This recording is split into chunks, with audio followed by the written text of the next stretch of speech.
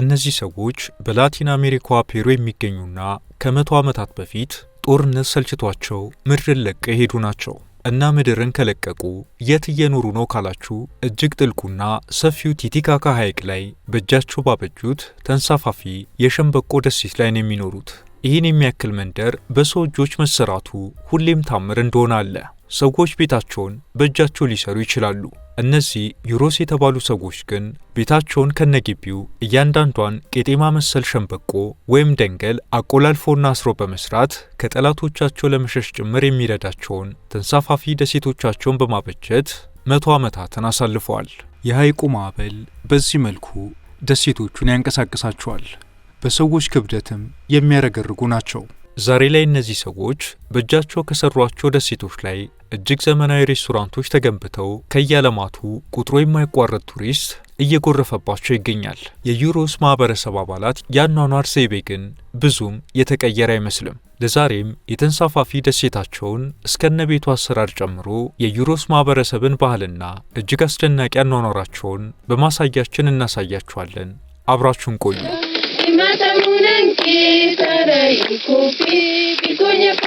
ዩሮስ የተባሉት የላቲን አሜሪካዋ ፔሩ ብርቅዬ ማህበረሰብ አባላት በጥልቁና በሰፊው ቲቲካካ ሐይቅ ላይ ተንሳፋፊ መኖሪያ መንደራቸውን በእጃቸው በሸምበቆ ሰርተው ይኖራሉ።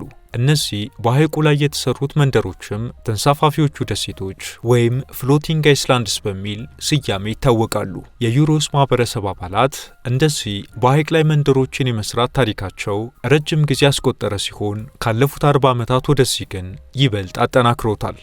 በቀደመው ታሪክ የዩሮስ ማህበረሰብ አባላት ከአማዞን ወንዝ ዳርቻ ነዋሪዎች ጋር በጉርብትና አብረው ይኖሩ ነበር። በኋላ ግን የአማዞን ማህበረሰቦች ሀብታችንን እየተጋፋችሁ ነው በሚል የዩሮስ ማህበረሰብ አባላት ላይ ተደጋጋሚ ወረራዎችን በማድረግ ጥቃቶችን ይፈጽሙባቸው ጀመር። የዩሮስ ማህበረሰብ አባላትም ራሳቸውን ለመከላከል አጸፋቸው መመለስ ጀመሩ። በመጨረሻ ግን የአማዞኑ ሰዎች ጥቃት እየበረታ መጣና በርካታ የዩሮስ ማህበረሰብ አባላት መሞት ሲጀምሩ ቀስ በቀስ ከማለቃቸው በፊት የማህበረሰቡ መሪዎች ሰዎችን እንዴት ከአደጋ መጠበቅ እንዳለባቸው ቁጭ ብለው መከሩ። የዩሮስ ማህበረሰብ መሪዎች ስደትን አሰቡ።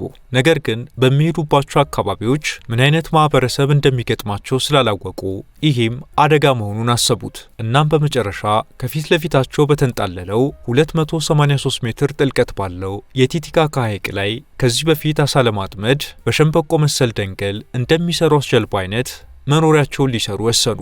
በኋላም በዛው በሐይቁ ዳርቻ ላይ በሚበቅለው ጠንካራ ደንገል ሐይቁ መሃል ላይ ቤታቸውን ከነግቢው በእጃቸው መስራት ቻሉና የማህበረሰቡ መሪዎች ሴቶችና ሕፃናቶቻቸውን ጨምሮ ሙሉ ማህበረሰቡን ከምድር ኑሮ ወደ እነዚህ ተንቀሳቃሽ ደሴቶች አዛወሩ። ቀስ በቀስም የማህበረሰቡ አባላት ሚስት ለማግባት ባሰቡ ቁጥር ከቤተሰቦቻቸው ጋር በመሆን ደሴቶቹን በህብረት ሥራ ማባዛት ጀመሩ። ታዲያ እንዲህም ሆኖ ጠላቶቻቸው የአማዞኑ ሰዎች በጀልባ ተጓጉዘው ደሴቶቻቸው ድረስ መጥተው ሊያጠቋቸው ሲሞክሩም ሙሉ ግቢያቸውን በማንቀሳቀስ በውሃው ላይ ተንሳፈው ወደ ሐይቁ መሃል ርቀው ይሄዱ ጀመር። በዚህም ምክንያት እነዚህ ሰዎች ከመሬቱ ክፍል ለዓመታት ርቀው ቆይተዋል። በኋላ ግን እውቅና እያገኙና ሰላምም እየሰፈነ ሲመጣ ወደ ሐይቁ ዳርቻ መንደሮቻቸውን አንሳፈው እየተጠጉ መጡ። እናም አሁን ላይ ወደ ምድሩ ዳርቻ የተጠጉ ቢሆንም ከጊዜ በኋላ በሰሯቸው ግዙፍ ተንሳፋፊ ደሴቶቻቸውን እንደ በፊቱ ማንቀሳቀስ ይቸገራሉ። እስካሁን በዚህ ሐይቅ ላይ ከ80 በላይ ተንሳፋፊ ደሴቶች ተሰርተዋል። ከደሴቶቹም ውስጥ አይስላ ዴል ሶል ወይም አይስላንድ ኦፍ ዘ ሰን የተባለው ተንሳፋፊ ደሴት በስፋቱና በጥልቀቱ በቱሪስቶችም የሚዘወተር ሲሆን የቀደመውን የማህበረሰቡን ስልጣኔም ማሳያ ተደርጎ ይወሰዳል።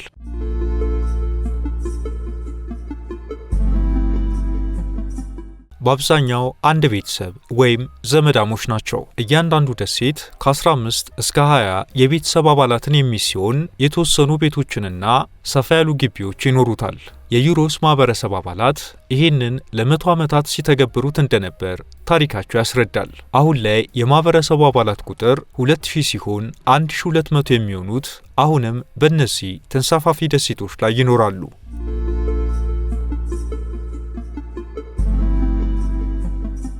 የዩሮስ ማህበረሰብ አባላት አልባሳቶቻቸውን ጨምሮ ሌሎችም ቁሳቁሶቻቸውን ራሳቸው በእጃቸው ነው የሚሰሩት። በሴቶችና በወንዶች መሃል መሰረታዊ የሆኑ የሥራ ክፍፍሎች ያሉ ሲሆን አልባሳትና ጌጣጌጦችን እንዲሁም የቤት ውስጥ መገልገያዎችን መስራቱ በአብዛኛው የሴቶቹ ድርሻ ነው። ወንዶቹ ደግሞ አሳ ማጥመድ፣ ወፎችን ማደንና በጀልባ ተጉዞ ለደሴቱና ለቤቱ ማደሻ ወይም መስሪያ የሚሆነውን ቶቶራ የተባለውን ተክል ይለቅማሉ።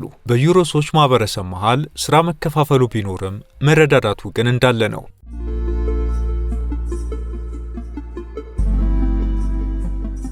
የዩሮስ ማህበረሰብ ሴቶች ለአቅመ ሔዋን መድረሳቸውንና ለትዳር ዝግጁ መሆናቸውን ለማሳወቅ በደማቅ ቀለም ያሸበረቁ አልባሳትን ለብሰው ይንቀሳቀሳሉ። እንደዛው ያማሩ ኮፍያዎችንም ያደርጋሉ። ይህኔ ወንዶቹ የወደዷትን ሴት ቀርበው ያናግራሉ። በሁለቱ ወጣቶች ውይይትና በቤተሰብ ንግግር ጋብቻው ይፈጸማል። የዩሮስ ሴቶች ሙሉ ቀይ ቀሚስ ከለበሱ እንደ የጋብቻ ቀለበት የባለትዳርነት ምልክት ነው። ከዛ ውጭም ለተለያዩ ዝግጅቶቻቸው የተለያዩ ቀለሞች ያሏቸውን ቀሚሶች ይለብሳሉ። ዩሮሶች ስራዎችን ሲሰሩና በጋራ ሰብሰብ ብለው ጊዜ ሲያሳልፉ ዜማዎችን እያወጡ ይዘፍናሉ።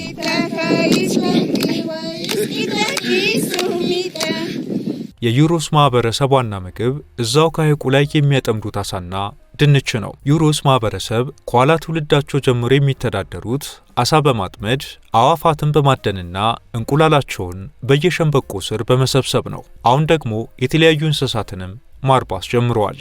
ምግባቸውን የሚያበስሉበት መንገድ ለሚመለከተው ሰው ለእሳት አደጋ የተጋለጠ እንደሆነ መገመት ይችላል። ምክንያቱም ከደሴታቸው እስከ ቤታቸው ጭምር ተቀጣጣይ በሆነ የደረቀ በሳር መሳይ ሸንበቆ የተሰራ ሆኖ እያለ ምግብ የሚያበስሉት ግን የድንጋይ ምድጃ ወይም ጉልቻ በመጠቀም ነው። በዚህም ማህበረሰቡን የከፋ አደጋ ላይ ሊጥሉ የሚችሉ የእሳት አደጋዎች ተከስተው ያውቃሉ።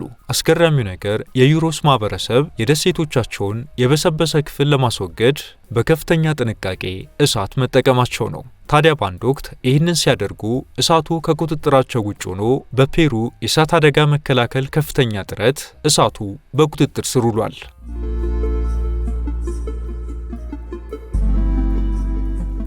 የዩሮስ ማህበረሰብ ህጻናት ከጊዜ በኋላ በዛው በሚኖሩበት ደሴት ላይ የማለ ህጻናት ትምህርታቸውን መማር እንዲችሉ የተደረገ ሲሆን ከዛ ከፍ ሲሉ ግን ከደሴታቸው ወርደው ወደ ፔሩ ምድር መጓዝ ይጠበቅባቸዋል።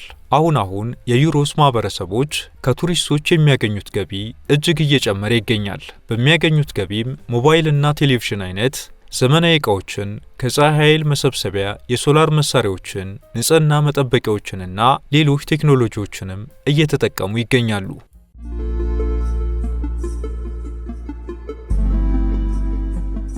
በሐይቁ ላይና በሐይቁ ዳርቻ የሚበቅለው ይህ ቶቶራ የተባለው ተክል ለዩሮስ ማህበረሰብ የኑሯቸው ሁሉ ነገር ነው። ደሴቶቻቸውን፣ ቤቶቻቸውን፣ መጓጓዣ ጀልባዎቻቸውንና ሌሎችም የቤት ውስጥ ቁሳቁሶቻቸውን የሚሰሩት ከዚሁ ተክል ነው። የዩሮስ ሰዎች ደሴቱን ለመስራት መጀመሪያ ቶቶራ የተባለውን ሸንበቆ ስሩን በመልቀም ያዘጋጃሉ። የቶቶራውን ስሩን መርጦ ለመልቀም በውሃው ላይ ረጅም ጉዞ ከማድረጋቸውም በላይ ስራው እጅግ አድካሚ ነው። ከዛም ስሮቹን ካፈር ማንጻቱ ሌላኛው አድካሚ ስራ ነው። ይህን አድርገው ከጨረሱ በኋላ ስሮቹን አንድ ላይ በማስተሳሰር ቀላል ግን ጠንካራ የሆነ መሰረት ይሰራሉ።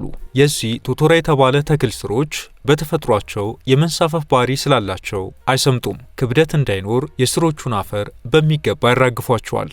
ከመሰረቱ በላይ ላለው ክፍል የቶቶራውን ዘንግ በማቆላለፍ ይሰሩታል። ከዛም የደሴቱ መሰረት ካለቀ በኋላ በላዩ ላይ የመኖሪያ ቤቱ ግንባታ ይጀምራል። ይሄ የወንዶቹ ስራ ቢሆንም ሴቶቹ ደግሞ ቤቱን የማስጌጡን ስራ ወይም የፊኒሺንጉን ስራ ይሰራሉ። አንድ ደሴት በትንሹ ለ30 ዓመታት ምንም ሳይሆን የሚቆይ ሲሆን በሳምንት አንድ ጊዜ በዝናብ ወቅትና በወር አንድ ጊዜ በበጋው ወቅት በደሴቶቻቸው ላይ ቅኝትና ፍተሻ በማድረግ አዳዲስ ሸንበቆችን በመጨመር እድሳት ያደርጋሉ። በቲቲካካ ሐይቅ ላይ እስከ 100 የሚደርሱ ሰው ሰራሽ ተንሳፋፊ ደሴቶች የሚገኙ ሲሆን ቁጥራቸው ቋሚ አይደለም። አንዳንዶቹ ከጊዜ በኋላ እንዲጣመሩ ይደረጋሉ። አንዳንዶቹ ደግሞ በጊዜ ብዛት ሲበሰብሱ አዳዲሶች ይሰሩና ያረጁት ይፈርሳሉ። ታዲያ የደሴቶቹ ነዋሪዎች በአንድ የማህበረሰቡ መሪ ይተዳደራሉ።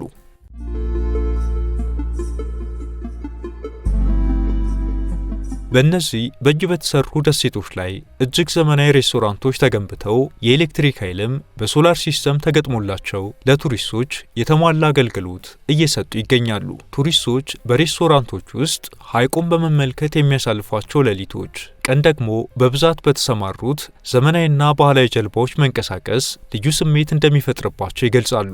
ዩሮስ በየቀኑ ወደ ተንሳፋፊው መንደራቸው ለሚመጡ ቱሪስቶች በዚህ በደንገል ሳር የተሰሩ ዕቃዎችን በመሸጥ ገቢያቸውን አሳድጓል።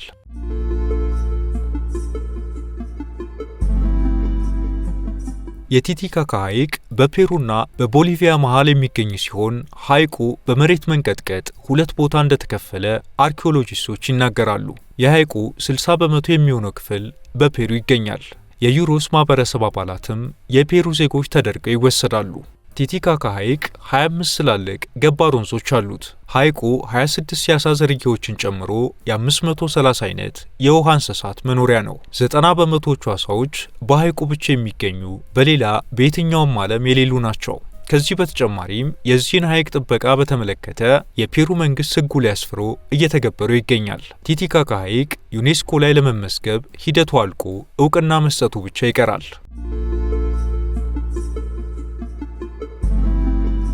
በዚህ በቲቲካካ ሐይቅ ላይ የተደረጉ የአርኪኦሎጂ ምርምሮች በርካታ ውጤቶችን አስገኝቷል። ከምንም በላይ ደግሞ በሐይቁ ውስጥ የጠፋች ከተማ መገኘቷ ሐይቁ በውስጡ በርካታ ሚስጥሮችን ስለመያዙ የሚያመላክት ሆኗል። በቲቲካካ ሐይቅ ላይ የኢንካ ስልጣኔ የሚባል እንደነበር በአፈ ታሪክ ይወራል። የኢንካ ስልጣኔ ጠንሳሾችም ማንኮ ካፓክና ማማ ኦኩሎ የተባሉ ሰዎች እንደነበሩ የተገኙ ማስረጃዎች ያሳያሉ። እንደ አውሮፓ አቆጣጠር 2000 ላይ በቲቲካካ ሐይቅ ላይ በተደረገ ምርምር የኢንካን ስልጣኔ የሚያሳዩ ቤተ መቅደሶች በሐይቁ ተውጠው ተገኝተዋል። እንዲሁም በዳርቻዎቹ ላይ የጥንቶቹ ሰዎች ቤቶች ፍርስራሾችም ተገኝተዋል።